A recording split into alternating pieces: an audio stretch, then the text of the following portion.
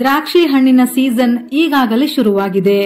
ಹಸಿರು, ನೇರಳೆ ಅಥವಾ ಗಾಢ ನೀಲಿ ಬಣ್ಣದಲ್ಲಿರುವ ದ್ರಾಕ್ಷಿ ಹಣ್ಣುಗಳು ಯಾರಿಗೆ ತಾನೇ ಇಷ್ಟವಿಲ್ಲ ಹೇಳಿ. ಆದರೆ ಈಗಾಗಲೇ ನೀವೆಲ್ಲ ನೋಡಿರಬಹುದು, ಸಾಮಾಜಿಕ ಜಾಲತಾಣದಲ್ಲಿ ಪ್ರಸ್ತುತವಾಗಿ ದ್ರಾಕ್ಷಿ ಹಣ್ಣಿನ ಬಗ್ಗೆ ಒಂದು ವಿಡಿಯೋ ವೈರಲ್ ಆಗುತ್ತಿದೆ. ಅದೇನೆಂದರೆ, ದ್ರಾಕ್ಷಿ ತೋಟದಿಂದ ಕ್ವಿಂಟಲ್ ಗಟ್ಟಲೆ ದ್ರಾಕ್ಷಿ ತಂದು ಅದನ್ನು ಬುಟ್ಟಿಯಲ್ಲಿ ಕೆಮಿಕಲ್ ಕಲೆಸಿರುವ ನೀರಿನಲ್ಲಿ ಅದ್ದಿ ಎತ್ತಿಡುತ್ತಾರೆ. ಈ ವಿಡಿಯೋ ನೋಡುವಾಗ ಖಂಡಿತ ಭಯವಾಗುತ್ತೆ. ಅಯ್ಯೋ, ಇಂಥ ದ್ರಾಕ್ಷಿ ತಿನ್ನುವುದರಿಂದ ಪ್ರಯೋಜನವೇನು ಎಂದು ಅನಿಸದೇ ಇರಲ್ಲ.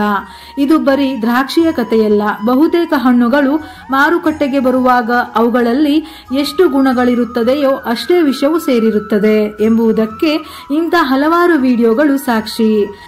ಈ ದ್ರಾಕ್ಷಿ ಹಣ್ಣುಗಳಲ್ಲಿ ಅತ್ಯಧಿಕವಾದ ರಾಸಾಯನಿಕಗಳಿರುತ್ತವೆ. ಈ ದ್ರಾಕ್ಷಿಯನ್ನು ತೊಳೆಯದೇ ಸೇವಿಸಿದರೆ ಏನಾಗುತ್ತದೆ?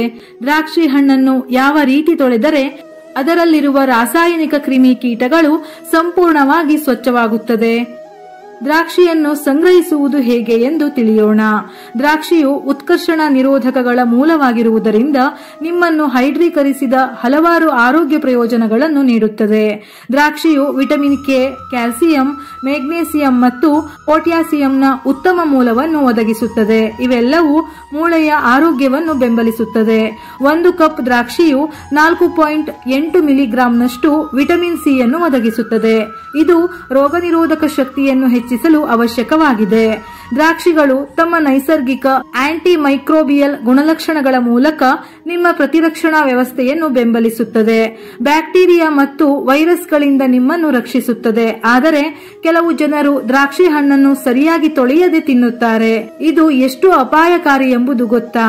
ಮೇಣದಂತಹ ಕೀಟನಾಶಕಗಳು ಅಥವಾ ರಾಸಾಯನಿಕ ಲೇಪನವನ್ನು ತೆಗೆದುಹಾಕಲು ದ್ರಾಕ್ಷಿಯನ್ನು ತೊಳೆಯಬೇಕು. ಅವುಗಳನ್ನು ವಿನೆಗರ್ ಮತ್ತು ಅಡಿಗೆ ಸೋಡಾದಲ್ಲಿ 15 ನಿಮಿಷಗಳ ಕಾಲ ನೆನೆಸಿಡಿ. ನಂತರ 3 ರಿಂದ 4 ಬಾರಿ ಚೆನ್ನಾಗಿ ತೊಳೆಯಿರಿ. ತೊಳೆಯದ ದ್ರಾಕ್ಷಿಗಳು ಆರೋಗ್ಯಕ್ಕೆ ಅಪಾಯವನ್ನುಂಟು ಮಾಡುತ್ತದೆ. ದ್ರಾಕ್ಷಿಯನ್ನು ತೊಳೆಯುವುದರಿಂದ ಕೀಟನಾಶಕಗಳು, ಕೊಳಕು ಮತ್ತು ಬ್ಯಾಕ್ಟೀರಿಯಾಗಳಂತಹ ಮಾಲಿನ್ಯಕಾರಕಗಳನ್ನು ತೆಗೆದುಹಾಕಬಹುದು. ಆಗ ದ್ರಾಕ್ಷಿಯನ್ನು ತಿನ್ನಲು ಸುರಕ್ಷಿತವಾಗಿರುತ್ತದೆ. ಇದು ಹಾನಿಕಾರಕ ಪದಾರ್ಥಗಳನ್ನು ಸೇವಿಸುವ ಸಾಧ್ಯತೆಯನ್ನು ಕಡಿಮೆ ಮಾಡುತ್ತದೆ.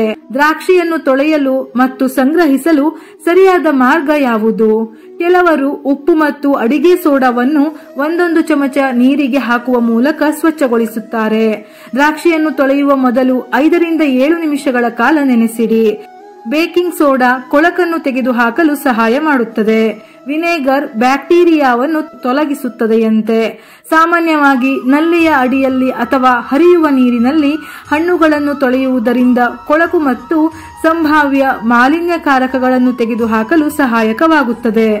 ದ್ರಾಕ್ಷಿ ಹಣ್ಣನ್ನು ಶುದ್ಧವಾದ ನೀರಿನಲ್ಲಿ 3-4 ಬಾರಿ ತೊಳೆದ ನಂತರ ಶುದ್ಧವಾದ ಟವೆಲ್ನಿಂದ ಅವುಗಳನ್ನು ನಿಧಾನವಾಗಿ ಒರೆಸಿ ಅಥವಾ ಪೇಪರ್ ಟವೆಲ್ನಲ್ಲಿ ಗಾಳಿಯಲ್ಲಿ ಒಣಗಿಸಿ. ಒಣಗಿದ ನಂತರ ಅವುಗಳನ್ನು ಸೇವಿಸಬಹುದು. ದ್ರಾಕ್ಷಿ ಹಣ್ಣುಗಳನ್ನು ಫ್ರಿಡ್ಜ್ನಲ್ಲಿ ಇಡದೇ ಇದ್ದರೆ ತುಂಬಾ ಒಳ್ಳೆಯದು. ಯಾಕೆಂದರೆ ಸಾಮಾನ್ಯವಾಗಿ ಕೆಲವರಿಗೆ ದ್ರಾಕ್ಷಿ ಹಣ್ಣು ತಿಂದರೆ ನೆಗಡಿಯಾಗುತ್ತದೆ. ಅದರಲ್ಲೂ ಫ್ರಿಡ್ಜ್ನಿಂದ ತೆಗೆದ ತಕ್ಷಣ ತಿಂದರೆ ಇನ್ನೂ ಕಷ್ಟವಾಗುತ್ತದೆ. ಹಾಗಾಗಿ ದ್ರಾಕ್ಷಿ ಹಣ್ಣು ಬಾಡಿದರೂ ರುಚಿ ಇನ್ನೂ ಸಿಹಿಯಾಗಿಯೇ ಇರುತ್ತದೆ. ಆದಷ್ಟು ಫ್ರಿಡ್ಜ್ ಅಲ್ಲಿ ದ್ರಾಕ್ಷಿ ಹಣ್ಣನ್ನು ಇಡದೇ ಇದ್ದರೆ ಒಳಿತು. ವಿಡಿಯೋ ಇಷ್ಟ ಆಗಿದ್ದಲ್ಲಿ ಮರೆಯದೆ ಲೈಕ್ ಮಾಡಿ, ನಮ್ಮ ಚಾನೆಲ್ ಅನ್ನು ಸಬ್ಸ್ಕ್ರೈಬ್ ಮಾಡಿ. ಉಪಯುಕ್ತ ಮಾಹಿತಿಯೊಂದಿಗೆ ಮತ್ತೆ ಭೇಟಿಯಾಗೋಣ.